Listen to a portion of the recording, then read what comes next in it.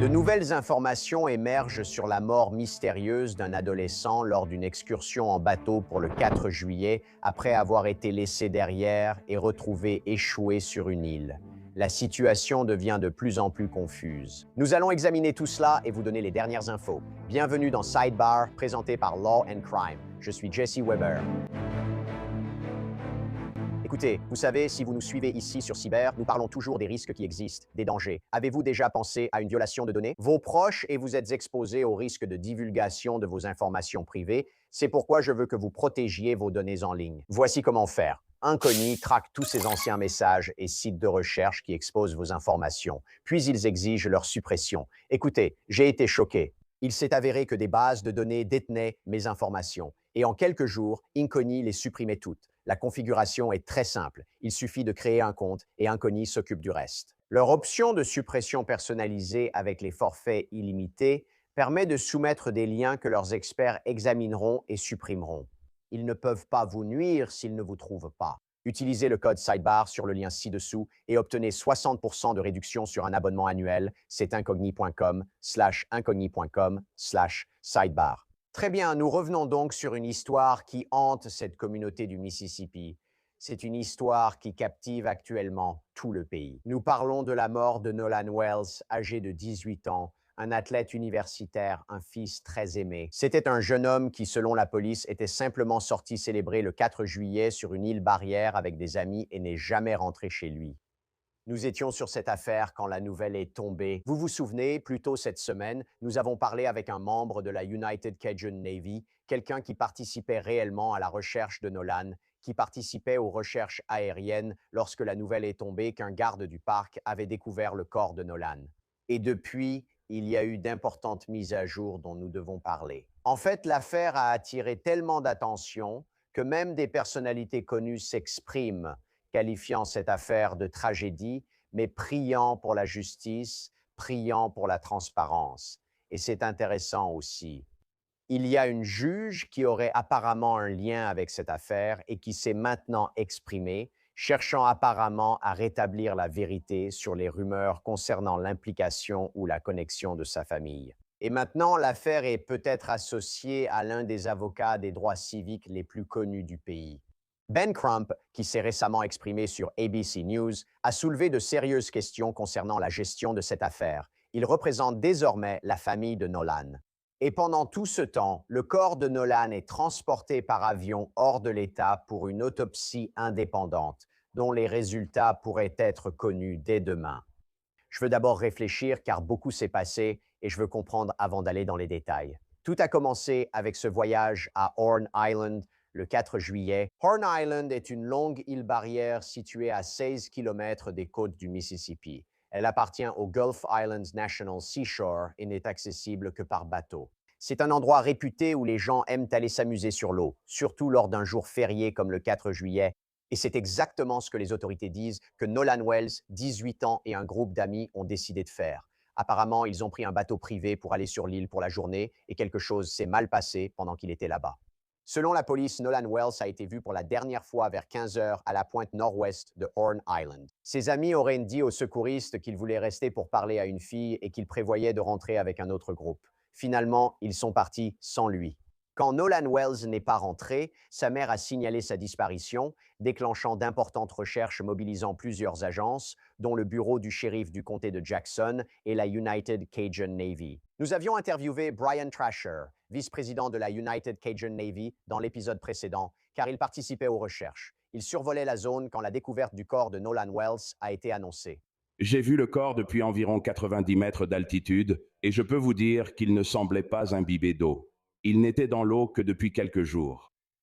Mais malgré tout, le bureau du shérif a publié un communiqué disant qu'il n'avait aucune raison de croire qu'il ne s'agissait pas de Nolan. Oui, donc un garde du parc a découvert ce corps dans l'eau au nord-ouest de l'île le 7 juillet. La famille a confirmé qu'il s'agissait de Nolan. Mais c'est là que les choses se compliquent, car depuis ce moment, l'affaire a pris quelques tournants. Les questions n'ont fait que s'approfondir. Je veux évoquer la situation actuelle et inviter quelqu'un pour nous aider à la comprendre. J'accueille l'avocat en droit civique et ami de l'émission, Joe Richardson. Merci beaucoup, Joe, d'être venu. Je sais que tu es à une conférence, donc merci beaucoup pour ton temps, Joe. C'est toujours un plaisir d'être ici avec toi, Jeff. Toujours. Merci, je ressens la même chose. Je veux donc commencer par le principal développement ici, n'est-ce pas? Certainement le plus important. La famille a engagé Ben Crump qui les représente désormais. Il a été impliqué dans certaines des affaires les plus médiatisées du pays ces dernières années, si on y réfléchit bien, n'est-ce pas? Il a représenté les familles de George Floyd, Trayvon Martin, Breonna Taylor et publié cette semaine une déclaration remarquée. Je souhaite en lire un extrait. Citation. Nous avons été engagés par la famille de Nolan Wells, un fils, coéquipier et ami très apprécié, qui est sorti fêter le 4 juillet et n'est jamais rentré chez lui. Le receveur de Southwest Mississippi Community College se préparait à revenir pour la prochaine saison de football et aurait eu 19 ans le mois prochain. Sa famille mérite des réponses. Il mérite la vérité. Nous ne cesserons qu'une fois tous les faits sur ce qui est arrivé à Nolan sur Horn Island révélés au grand jour. Et nous appelons les enquêteurs à traiter cette affaire avec l'urgence et la transparence que cette famille mérite. Maintenant, Crump a aussi déclaré à ABC News que le corps de Nolan est transporté par avion à Washington, D.C. pour une autopsie indépendante, précisant que la famille s'inquiète de la gestion de l'enquête dans le Mississippi. Joe, avant même de parler de l'autopsie indépendante, pourquoi engager un avocat? À cause de tout ce que vous ne savez pas. Um, Les choses se passent très rapidement lorsqu'il s'agit d'un décès. Et si jamais il y avait quelque chose à cacher, nous ne disons pas que c'est le cas, mais s'il y avait quelque chose à cacher après une autopsie et que vous enterrez ce corps, le corps ne vous racontera plus rien. Nous parlerons davantage de l'autopsie, mais c'est l'une des choses qu'un avocat fera. Vous obtenir une autopsie à la demande de la famille. Dans le cas de Ben Crump, il va aussi attirer l'attention, ce qui amènera des gens à poser des questions et mettre la pression sur les autorités, pour ainsi dire, sur les personnes censées mener une enquête approfondie, etc. Parce qu'il y a des questions sans réponse, vous devez faire de votre mieux pour arriver à un point où chaque question qui peut l'être reçoit une réponse. Vous n'y êtes pas encore, mais est-ce que chaque question qui peut l'être a reçu une réponse? Si la réponse est non et que vous pouvez trouver un avocat capable d'attirer l'attention, d'enquêter, d'orienter les recherches, de désigner des éléments et d'en parler aux médias, alors c'est ce qu'il faut faire. Est-ce que cela vous indique que la famille ou les amis pensent qu'il y a quelque chose qui ne va pas dans cette enquête, ou est-ce simplement pour couvrir toutes les possibilités? Ils savent que cela attire beaucoup d'attention. Comme vous l'avez dit, Ben Crump est une figure renommée dans le domaine juridique. On se demande s'il a des contacts ou exerce une pression sur les forces de l'ordre ou le bureau du procureur, ou sur qui, sans affirmer qu'un crime a été commis. Mais est-ce que cela vous indique que quelque chose ne va pas ou que la famille pense que quelque chose ne va pas? Oui, je pense que ça pourrait très bien être le cas. Je veux dire, Ben Crump, vous savez, il est connu au niveau national. Vous savez, je l'ai vu à San Bernardino, pas loin de chez moi. Mais là où les gens ont appris à le connaître au niveau national, c'est en Floride, vous savez, là d'où il vient. Mais il a des liens avec le Sud, bien sûr, des liens profonds avec le Sud. Il a fait ses études dans le Sud, il a traité des affaires dans le Mississippi, etc. Donc il serait logique que Ben Crump, ou quelqu'un comme lui, puisse faire jouer ses relations immédiatement et commencer à poser les bonnes questions, à mobiliser les bonnes ressources, à passer les bons coups de fil pour comprendre ce qui ne va pas dans une enquête. Donc, il ne s'agit pas seulement d'essayer d'établir ce qui pourrait être la vérité ou tout ce que nous pouvons en savoir, mais aussi de se demander si quelque chose est fait différemment de la manière habituelle. Donc, il apporte tout cela. Un avocat peut-il légalement déposer une requête au tribunal ou faire pression sur les forces de l'ordre pour qu'elles transmettent des informations à la famille? Je pense qu'il faut regarder si et dans quelle mesure les autorités compétentes ici, je crois qu'il s'agit actuellement de l'État du Mississippi, ne font pas ce qu'elles feraient normalement. Si quelque chose n'est pas disponible aussi vite que d'habitude, le problème vient surtout du non-respect des règles par les entités non. Donc ce qui est vraiment important, c'est de s'assurer qu'ils respectent leurs propres règles. Et dans la mesure où vous demandez quelque chose qui pourrait être un peu flou, publiez l'enregistrement. Publier, vous savez, souvent on parle de caméra corporelle quand il s'agit de la police et de ce genre de choses. Nous en sommes à un point où il y a souvent des détails spécifiques liés à ces règles. Mais s'il y a une zone grise où il n'y a pas d'interdiction spécifique de publier quelque chose, de divulguer certaines informations, de faire X ou Y ou Z, et que la police ou les enquêteurs ne le font pas. Alors peut-être que c'est là que l'attention des médias peut aider. Surtout si, vous savez, la situation est inversée maintenant. Souvent, quand les gens se font arrêter ou qu'ils ont affaire à la police, on leur dit: Eh bien, si vous n'avez rien à cacher, laissez-moi fouiller la voiture. Certains demandent désormais aux autorités, si vous n'avez rien à cacher, soyez aussi transparent que possible dans le cadre légal pour que nous sachions tout ce qui s'est passé. Est-ce que cela signifie aussi, et je ne dis pas que c'est la motivation de la famille, mais est-ce qu'il y a aussi la possibilité qu'on engage un cabinet comme celui-ci pour voir s'il existe un cadre pour une éventuelle poursuite judiciaire? Absolument, sans aucun doute. Parce que ce que Ben Crump et les Ben Crump de ce monde vont faire, et ce que nous essayons tous de faire, c'est de découvrir où sont les failles. Voici les failles, ce que nous ignorons mais devrions savoir, et peut-être ce que nous ne saurons jamais car nous n'étions pas là. Mais quels sont les points anormaux que nous pouvons éclaircir et lesquels savons-nous que nous ne pourrons pas élucider? La question devient, pourquoi, dans la mesure du possible, les autorités et enquêtes ne comblent-elles pas toutes ces lacunes?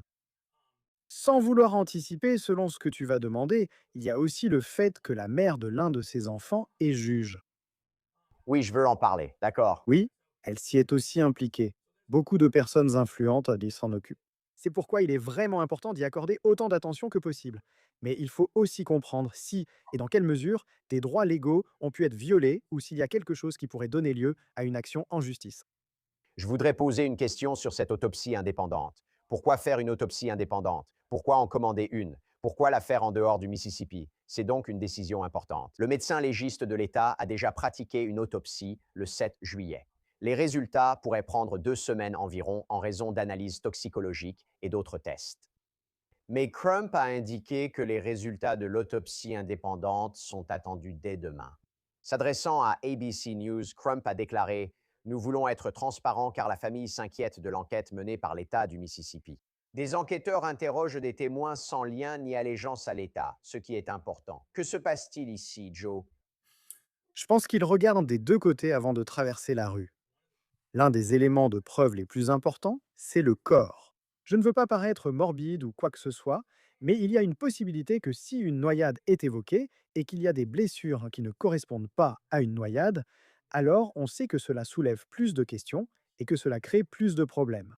Il y a aussi un argument selon lequel l'État du Mississippi, selon ce qui a pu se passer, selon ce qu'ils soupçonnent avoir pu se passer, mais qu'ils ne peuvent pas forcément prouver dans un sens ou dans l'autre, pourrait être incité à clore l'affaire. J'ai déjà eu des cas où je cherchais des informations et devais traiter avec un coroner ou des enquêteurs spécialisés, notamment dans les incendies, etc. Quand quelque chose correspond à un récit et qu'ils classent l'affaire, ils le font. On aimerait pouvoir dire qu'on ne négligera aucune piste, etc., etc., etc. Mais ce n'est pas toujours le cas. Alors, quelle est la meilleure façon de s'assurer qu'on a découvert toutes les informations possibles? Je pense que oui, et c'est pour ça qu'il faut faire une autopsie indépendante, parce que, tu sais, ouais, il y a un scénario dans lequel, et on parle du Sud profond, on parle d'une période politique très tendue, on parle d'un jeune noir avec plusieurs jeunes blancs. Il y a un scénario dans lequel il pourrait potentiellement y avoir quelque chose à cacher, et quelqu'un pourrait choisir son camp à ce sujet. Mais le corps lui-même, théoriquement, pourrait au moins dissiper certaines inquiétudes sur la façon dont la personne a pu mourir, tu sais, etc. On peut dire qu'on obtient les informations plus vite. Cette question pourrait être cohérente avec quoi? Mais c'est un point, non? Comment pouvez-vous obtenir des informations plus rapidement si l'examen de l'État dit: Nous ne pouvons pas conclure de façon définitive ce qui s'est passé tant que nous n'avons pas fait ces tests supplémentaires? C'est pour cela que cela va prendre quelques semaines. Ne pourrait-on pas dire que si vous avez une autopsie indépendante et qu'il donne des résultats dès demain, ce n'est pas aussi approfondi, ou est-ce que je me trompe de perspective? Je ne pense pas que vous voyez les choses de la mauvaise façon. Je pense qu'il y a un argument à ce sujet, mais je pense aussi que vous en avez pour votre argent. Cette autopsie indépendante n'est pas bon marché. C'est pour ça que la plupart des gens ne la font pas. Il y a beaucoup de gens qui ne veulent pas croire ce que le médecin légiste a dit à propos de telle ou telle chose. J'ai eu récemment une affaire où le médecin légiste, en ce qui concerne le mode de décès, suivait ce qui s'était passé sur le terrain et se fiait à ce qu'avaient dit les enquêteurs, y compris l'historique de la personne. Donc beaucoup de choses peuvent entrer en jeu, ou peut-être que vous obtenez les mêmes informations, mais il y a certaines choses que vous pouvez obtenir plus rapidement. L'autopsie indépendante ne va pas non plus tout vous révéler immédiatement, mais vous pourriez obtenir certains indices un peu plus rapidement que si vous passiez par la voie officielle. Ici, les deux arrivent en même temps. Certains pourraient dire que si c'est plus rapide, ce n'est sûrement pas une bonne information. Mais d'un autre côté, moi, il y a ceux d'entre nous qui pourraient croire, mais dans le pire des cas, que si c'est une information publique avec des personnes qui pourraient avoir quelque chose à cacher ou des personnes liées à des gens influents, alors peut-être qu'on ne peut pas être aussi sûr qu'on le voudrait du résultat. Cela offre à la famille quelques réponses et la possibilité de relever des incohérences avec le médecin légiste de l'État. Je voudrais maintenant aborder un autre sujet. Vous l'avez mentionné, le juge. Une juge directement liée à l'affaire a finalement brisé le silence. Nous parlons de la juge de la chancellerie Ashley Cole, dont le fils était l'un des amis présents lors de la sortie en bateau avec Nolan. Elle a publié une longue déclaration sur Facebook disant, je cite, notre fils aimait profondément Nolan. Malheureusement, je pense qu'il est approprié pour notre famille de dissiper certaines rumeurs avec des faits, compte tenu de l'attention sur les réseaux sociaux qui est détournée de la famille Wells et de son deuil. Notre fils a été interrogé par le bureau du shérif du comté de Jackson et a pleinement coopéré. Il a vu Nolan pour la dernière fois vers 15h00 le 4 juillet. Ils sont partis vers 16h30 quand le bateau prenait l'eau et qu'ils ont eu un problème avec la pompe de cale. Nolan a pris la décision de rester sur l'île et de rentrer sur le continent plus tard avec un autre groupe d'amis. Ma famille espère que ces informations permettront de recentrer l'attention sur la famille Wells, leur chagrin et leur besoin du soutien de notre communauté. Joe, tout d'abord, c'est bien un juge, n'est-ce pas? Deuxièmement, il n'était pas obligé de faire une déclaration, il en a fait une et il a donné des détails très précis sur les derniers ou certains des derniers déplacements et activités de Nolan. Qu'en retiens-tu? La juge teste le terrain. Les juges évitent souvent les déclarations publiques en raison de leur fonction. Et il est intéressant qu'elle fasse cette déclaration. Et je vous parie 10 contre 1 que le comté de Jackson est probablement un endroit assez petit, au sens figuré sinon littéral, où je vous parie 10 contre 1 qu'elle connaît le procureur, ou que le procureur la connaît. Elle connaît l'enquêteur, le service d'enquête, ou le service d'enquête la connaît, et elle connaît le coroner, le bureau du coroner, ou le bureau du coroner la connaît. Donc quand on met tout cela ensemble, si j'étais de la famille du défunt, ça ne me rassure pas forcément. Je pense qu'il y a une chose, il y a 2 choses sur lesquelles on peut être d'accord en ce moment entre ces familles et ses parents. Je ne pense pas que l'un ou l'autre voulait la mort du fils. D'accord. Et je crois qu'ils comprennent tous les 2 que l'enfant du juge, le juge ne veut pas non plus que son enfant aille en prison. Donc tout cela se passe, ce qui rend la transparence liée à l'enquête d'autant plus importante. Et même si elle a présenté cela comme quelque chose qui ramènerait l'attention sur la famille, elle parle du chagrin de la famille. Elle ne parle pas de la justice pour la famille. Donc il y a une différence ici en ce qui concerne ce qui se passe. La façon dont on voit les choses dépend de l'endroit où l'on se trouve, et je ne pense pas qu'elle avait besoin de s'en mêler du tout. Elle a décidé de le faire, mais je pense que cela en dit long aussi. Potentiellement. Tu n'as pas trouvé intéressant qu'il soit allé avec un autre groupe d'amis. Il est parti avec un autre groupe d'amis. Ouais, C'est là-dessus. c'était intéressant. Ouais, peut-être sur eux. Mais a-t-il laissé son portable à l'autre groupe d'amis? Um, Si c'est vrai, ce qu'ils ont rapporté, c'est que d'une manière ou d'une autre, le groupe d'amis qu'il a laissé est revenu avec son téléphone portable. Maintenant, ils disent que c'est un endroit assez isolé et qu'il n'y a pas beaucoup de réseau là-bas. Je ne sais pas comment fonctionne ton service de téléphonie mobile ou autre, mais il me semble que moi, je garderais mon téléphone portable. Si j'avais un enfant de 19 ans, que je pense ou non que ça marcherait, il ne me viendrait pas à l'idée de laisser mon téléphone portable. C'est la grande question actuelle. Ce ne sont que des preuves circonstancielles, pas de l'ADN ni autre chose de ce type. Pourquoi ce gamin leur aurait-il laissé le téléphone portable si c'est vraiment ce qui s'est passé? Je n'étais pas là. Donc, ça soulève des questions très intéressantes. Et quand on met tout ça ensemble, maintenant je peux voir les 2 côtés de la médaille quant à pourquoi la mère, qui est juge, voudrait peut-être tester le terrain.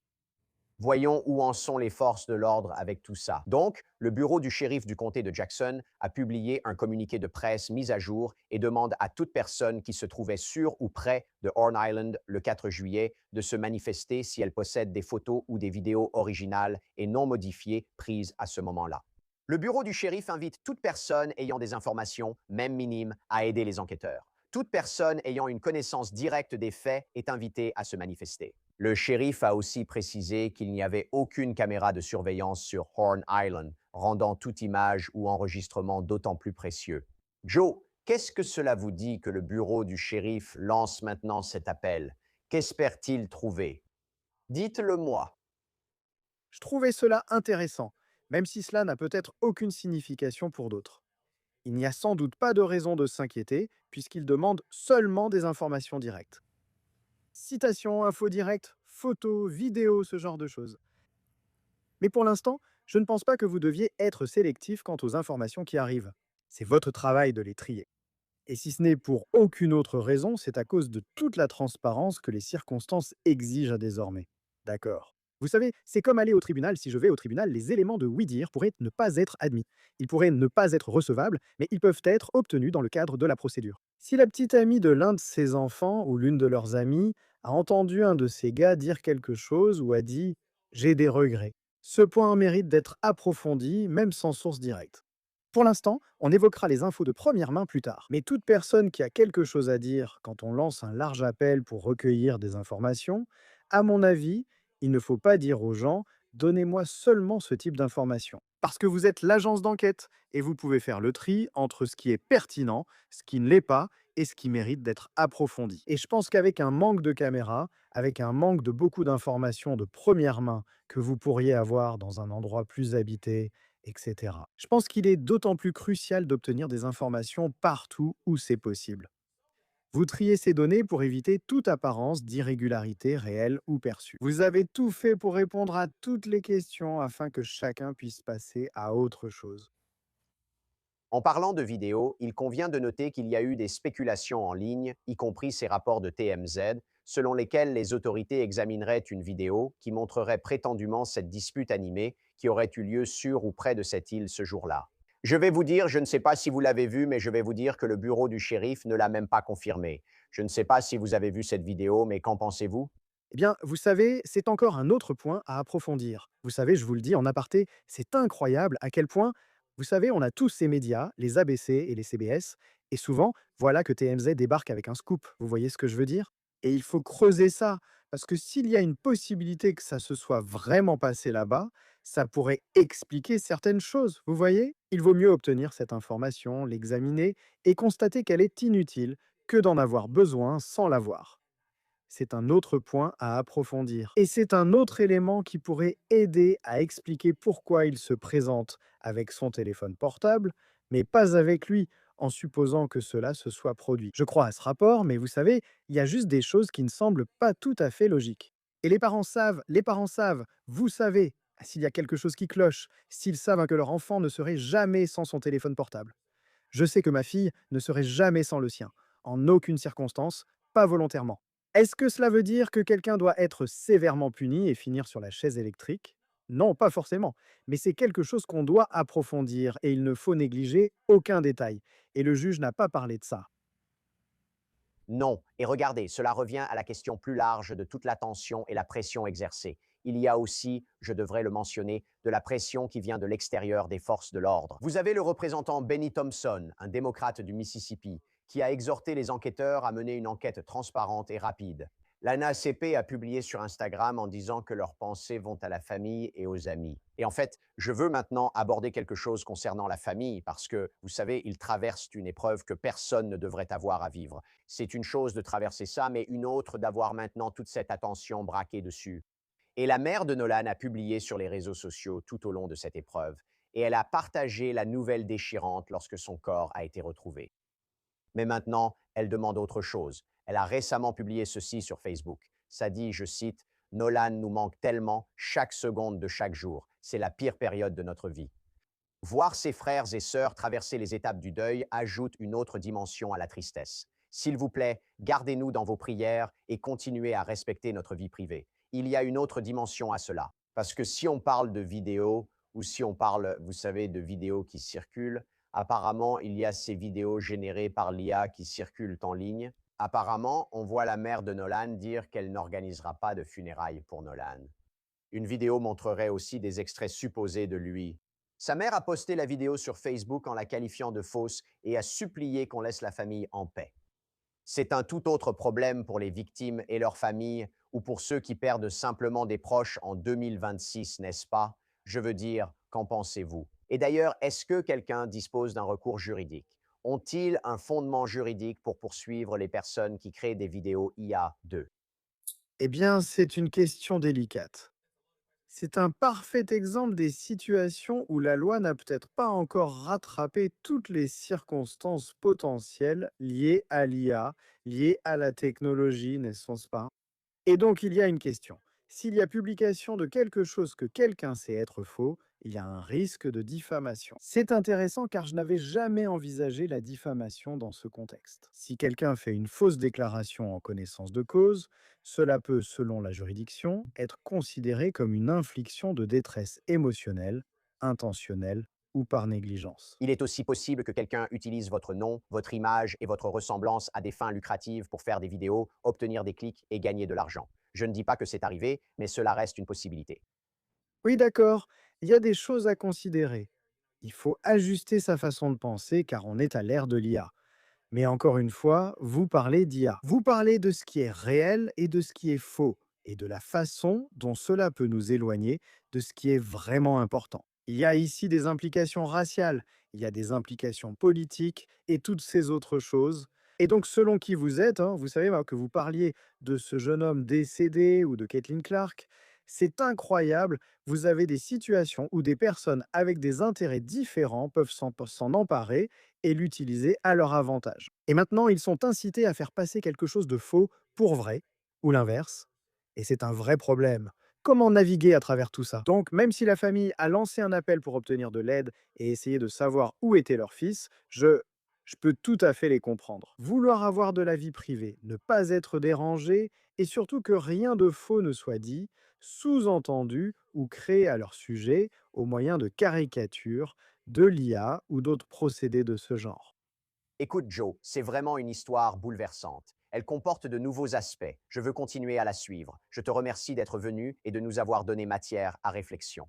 Et encore une fois, merci d'avoir été aussi disponible, parce que je sais que tu es à une conférence, mais je tenais vraiment à t'entendre à ce sujet. Alors merci beaucoup Joe, je t'en suis reconnaissant. C'est un plaisir d'être avec toi. L'honneur est pour moi, Jessie. Merci à toi. Et c'est tout ce que nous avons pour vous pour l'instant ici sur Sidebar, tout le monde. Merci beaucoup de nous avoir rejoints. Et comme toujours, abonnez-vous sur YouTube, Apple Podcasts, Spotify ou partout où vous écoutez vos podcasts. Retrouvez-nous aussi sur Peacock de NBC. Suivez-moi sur X, Instagram et mon émission Jesse Weber Live sur News Nation du lundi au vendredi à 23h heure de l'Est. À bientôt à tous.